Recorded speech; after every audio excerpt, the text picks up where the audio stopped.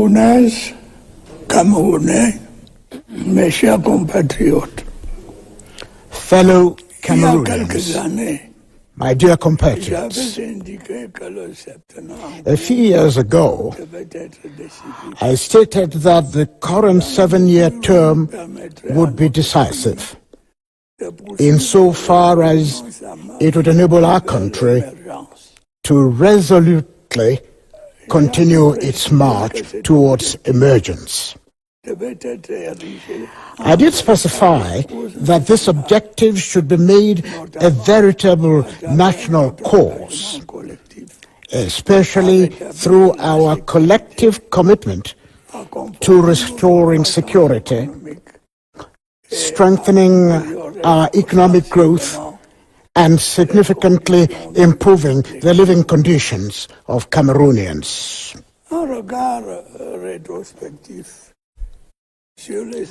In hindsight, the years that have gone by since then show that great strides have been made in each of these areas.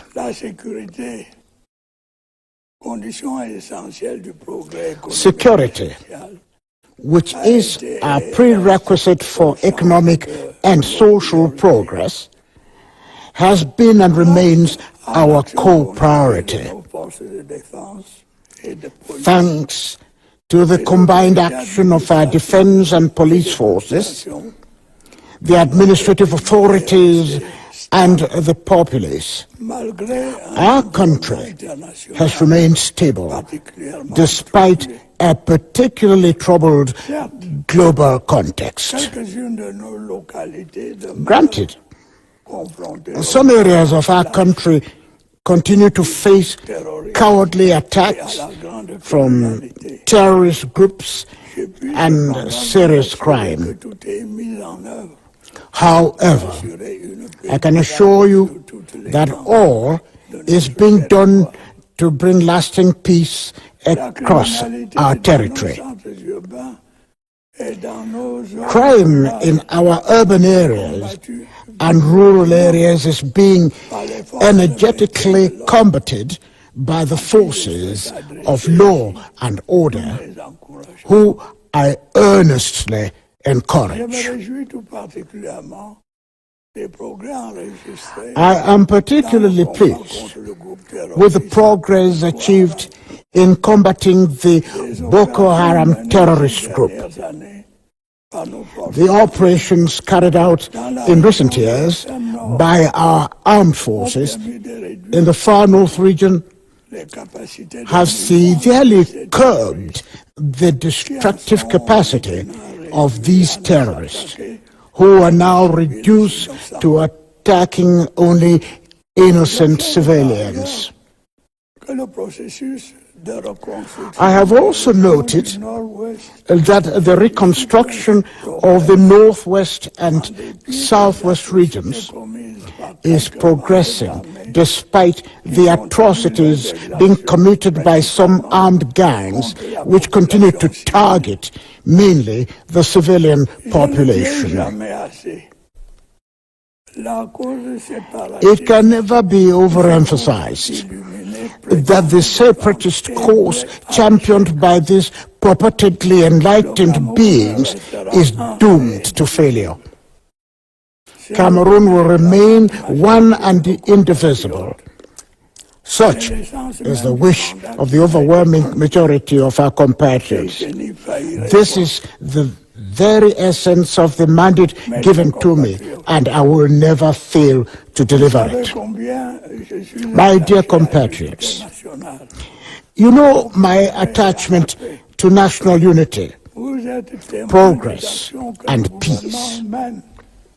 You are witnesses of the action the government has been taking for years under my leadership to bring an end to this security crisis that is undermining the development of these regions and plunging many families into mourning. I take this opportunity to remind the members of these armed bands that the nation is still reaching out to them.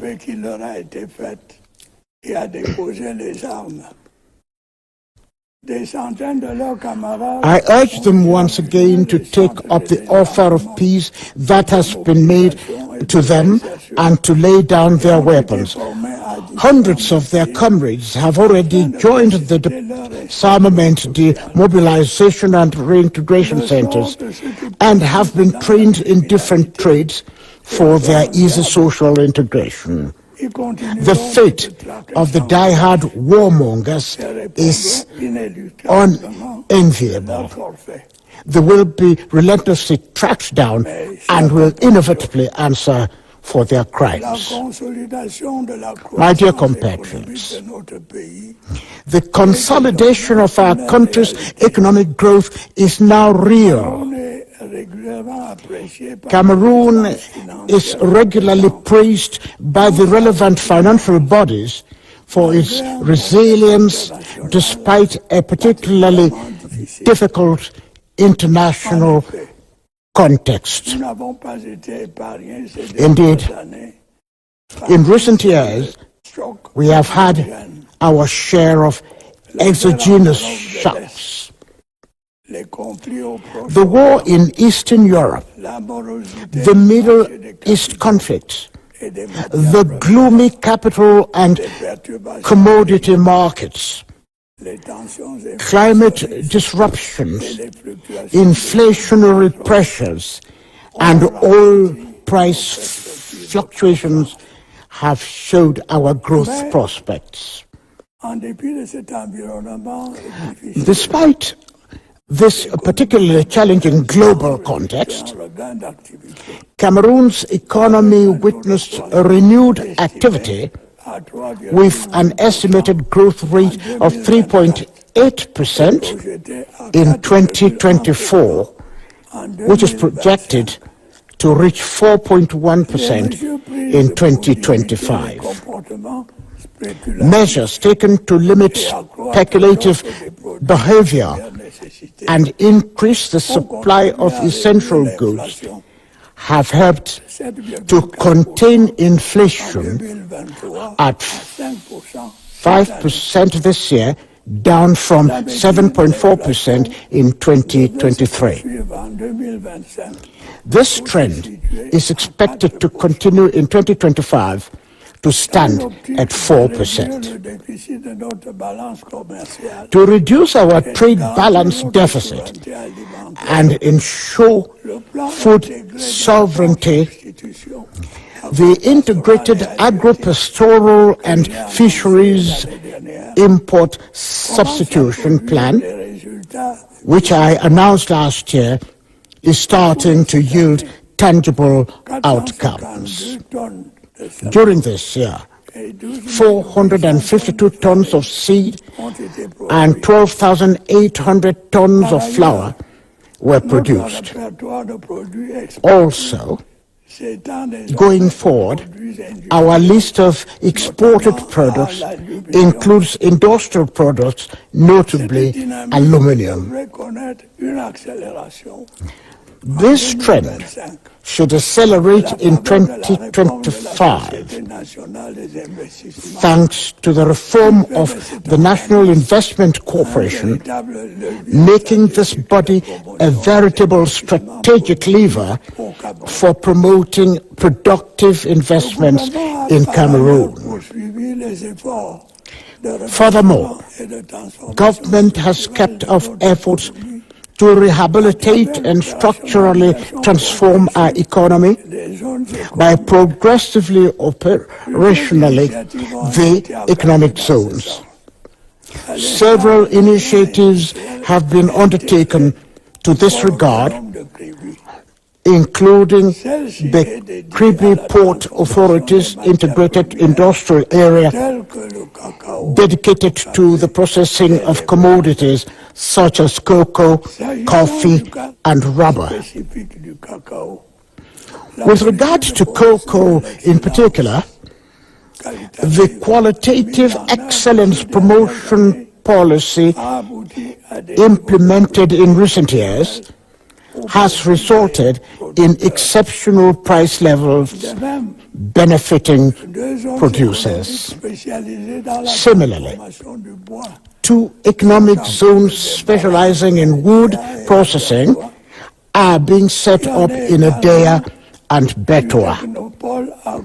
Such is also the case of the agro-industrial technology hub at Wassa Babute via Nkoteng, which will be devoted to the production and processing of cereals, tubers, milk, and its byproducts.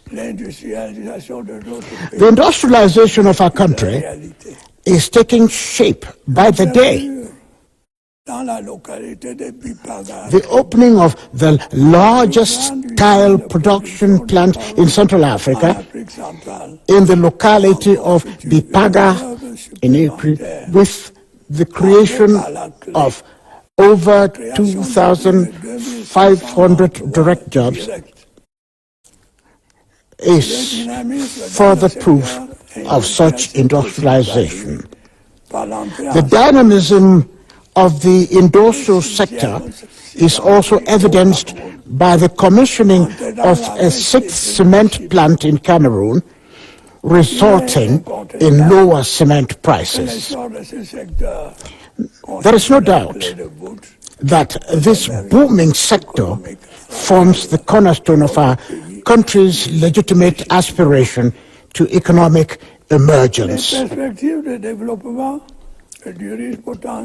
There are also bright prospects for developing the rich potential of our mining sector.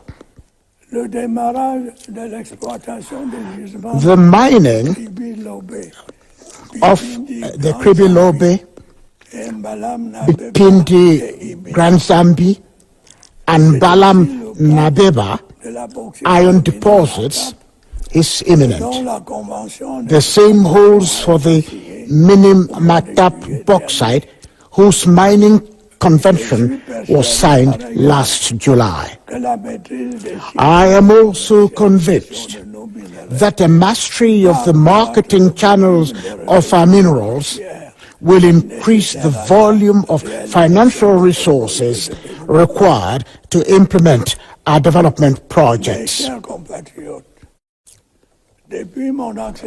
My dear compatriots, my core concern since acceding to the helm of state has also been to improve the living conditions of Cameroonians.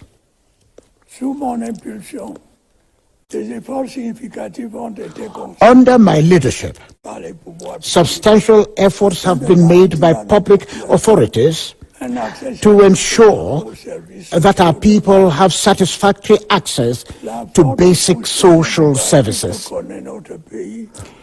The current high population growth of our country has definitely reduced the impact of these efforts due to ever-increasing demands. Accordingly, under my authority, government has always paid special attention to implementing projects that contribute towards making the daily lives of every citizen better.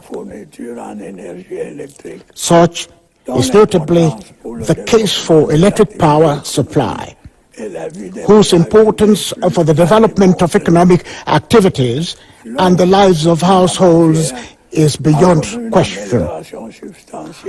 Power supply has improved significantly since the completion of the Lumpanga Damto plant and the commissioning of the Nachtigal Dam this year. The volume of investment in this strategic sector is bound to increase as several hydroelectric and photovoltaic projects come to maturation.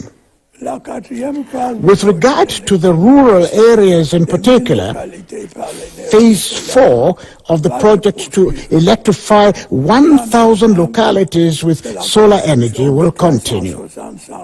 The same holds for the construction of 360 solar power plants in administrative units that are yet to be electrified. The completion of these projects and the interconnection of the southern and northern grids will ultimately reduce load shedding and narrow the energy gap between the southern and northern regions of our country. Drinking water supply is another major challenge that the government has taken up in recent years with commendable determination. The commissioning of the drinking water supply project for the city of Yaoundé has significantly improved coverage in this urban center. To further improve access, a campaign to connect 8,000 households to the drinking water network has been initiated in the city. In the city of Douala, the rehabilitation extension of the Japoma waterworks is ongoing, while the engineering studies for the drinking water supply mega project in the city have been completed. The upgrading of drinking water production facilities is ongoing in many secondary towns. Our ambition is to provide quality water in each of our localities to meet the expectations of our fellow citizens. At the same time, we will keep up our efforts to enhance health care delivery by upgrading hospital technical facilities and expanding the health map. The recently inaugurated Ngaoundere and Betua regional hospitals are part of such efforts. To improve this sector's performance, I have ordered the recruitment of 9,944 health workers over the next 5 years.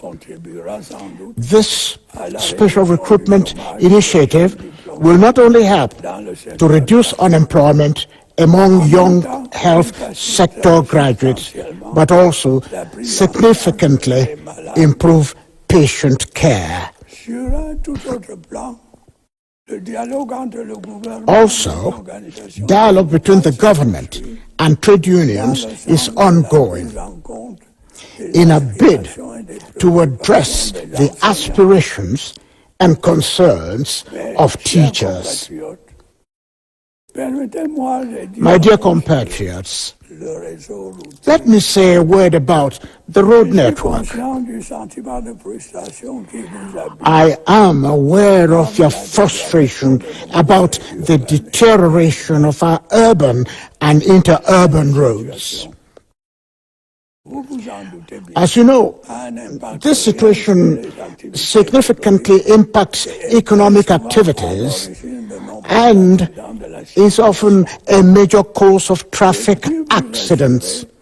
I can assure you that the current state of our road network does not reflect the efforts and sacrifices being made for its rehabilitation and expansion.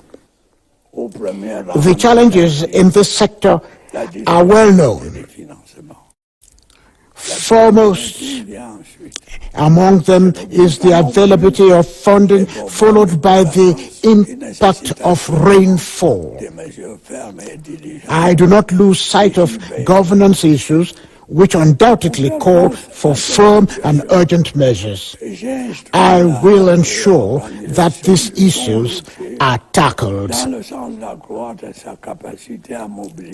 To address the situation, I have instructed the reorganization of the Road Fund with a view to enhancing its capacity to mobilize the funding required for road construction, rehabilitation and maintenance projects. Despite the weaknesses I have outlined, we must not overlook the significant effort made in this sector. During the year drawing to an end, 446 kilometers of roads were paved nationwide, and 228 kilometers were rehabilitated. Other road rehabilitation projects will be launched in 2025, including the Bekoko, Limbe, Edenau, and the Mutengene-Boya sections. Following extensive negotiations with donors, several long-anticipated road projects are now set to begin. These include the Ngaoundere-Garoua, the Bolowa Akom-2 Kribi, and the Mora-Kuseri roads.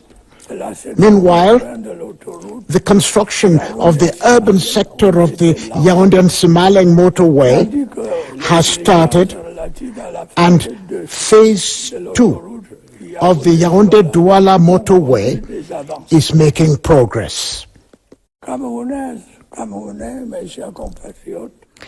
Fellow Cameroonians, my dear compatriots, the implementation of the projects I have just mentioned, and many others, require substantial financial resources. The said resources, as we are all aware, are becoming increasingly scarce and challenging to mobilize due to the prevailing global situation and the constraints inherent in our economy. To achieve our set development goals, we must improve governance access across all sections of activity. The extraordinary summit of CEMAC member states, recently hosted by our country, underscored the pressing need to implement the requisite structural reforms for fiscal consolidation within our sub-region. As in the past, Cameroon will spare no effort to achieve this objective. Improving governance also means stepping up the fight against corruption and misappropriation of public funds. This ensures legal protection for private investment and land tenure security where abuses have been noted. Let me assure you of one thing: appropriate sanctions will be meted out on those found guilty of such offenses. Fellow Cameroonians, a number of our compatriots lost their lives this year as a result of accidents, some of which could have been avoided. These include road accidents, as well as the collapse of buildings constructed in violation of the regulations in force. The measures taken by public authorities to reduce the risk of accidents will be continued and intensified. Unfortunately, we also recorded many victims of natural disaster. The tragedy of the Chankrif and the floods in the far north region are proof of the consequences of our increasing exposure to climate change. While it is true that such floods are, for the most part, difficult to predict, we must step up our efforts to prevent or reduce the ensuing damage. To this end, I have clearly directed the government to implement a specific plan to construct and rehabilitate critical flood protection infrastructure in this region. My dear compatriots, the year 2025 will usher in a new season of elections. According to the electoral calendar, the presidential and regional elections will be held this year. As in the past, these events will represent major milestones in the life of our nation. Let us take this opportunity to further strengthen our democracy. I call on all stakeholders to show proof of maturity and responsibility, and to ensure that peace and stability prevail before, during, and after these elections. I am fully aware that some of our compatriots continue to face challenges in enrolling on the electoral register due to lack of national identity cards. Many of them are burdened by issues of dual identity, a predicament for which they themselves are responsible. To address this situation speedily, I have ordered that the requisite measures should be taken. Fellow Cameroonians, the year 2025 promises to be replete with challenges. However, there is not a shadow of a doubt in my mind that by remaining as united and cohesive as always, we will meet them. Yes, my dear compatriots, we will, as in the past, together turn these challenges into opportunities. Together, we will continue to move forward with determination in security and peace. I particularly appreciate the unwavering and massive support you have always given me over the years. It is this unwavering trust that has inspired my tireless effort to meet your aspirations. Your trust is both an honor and a compass for my actions in steering our beloved and beautiful country. I can assure you that my resolve to serve you remains steadfast and grows stronger by the day as we address the immense challenges facing us. Fellow Cameroonians, my dear compatriots, it is now time for me to extend to each and every one of you my best wishes for a happy and prosperous New Year 2025. Long live the Republic, long live Cameroon.